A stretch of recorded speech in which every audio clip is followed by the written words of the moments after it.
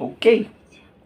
Pagkwentuhan natin ang Waki Therapeutic or Therapeutic Machine. Ito siya. Okay, so this is Waki. May set siya ng timer. Meron siyang high potential Waki. Pwede taas yung lumalabas na power sa kanya. And then, dapat to nakapatong sa non-steel na table. And then, yung upuan mo din ay non-steel. And then, meron siyang feet pad. Yan. Upo ka dito. And then, habang manonood na lang ako ng YouTube.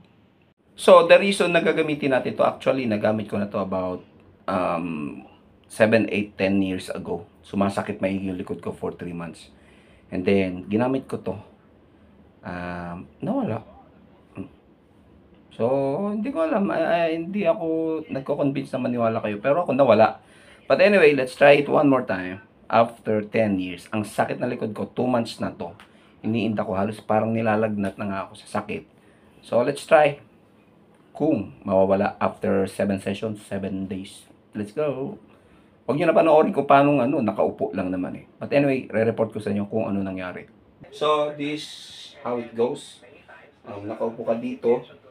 And then may feet pad. Hindi ka pwedeng tumapak sa floor. May ground yan. Hindi ka pwedeng dumikit sa... Subukan mo.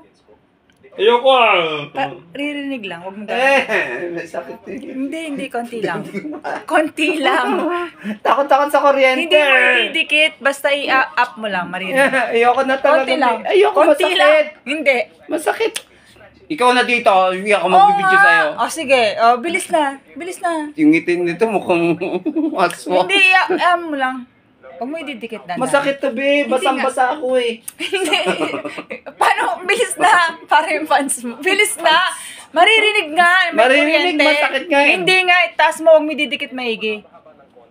Aray ko. Ayun meron eh. Diba? Kulit mo. Kulit tuntuin mo ka.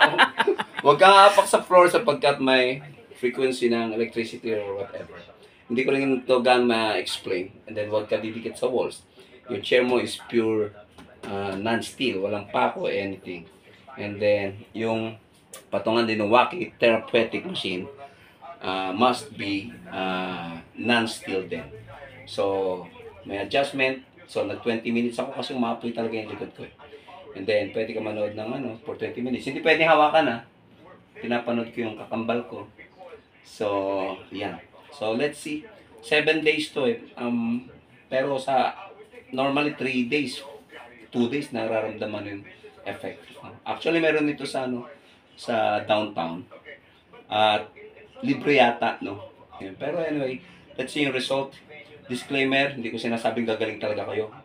But ako, medyo umayos talaga. So let's see. After 7 days, papakita ko naman sa inyo everyday yung video. Okay? See you. So 20 minutes is done. So, kung tatanungin niyo ako ano yung feeling, actually nakakaantok ko. Hindi ko alam kung bakit. Hindi ko alam yung scientific explanation.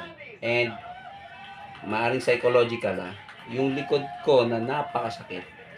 Maraming beses ko na to na try marami na, 50 times, I don't know.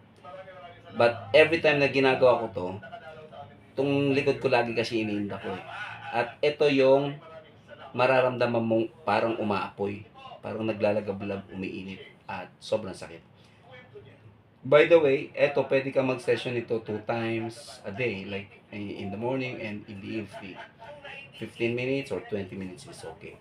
So, yun, tapos na muna. Balitaan ko kayo the next day pagka nag-second session tayo. Bye-bye, salamat sa panonood.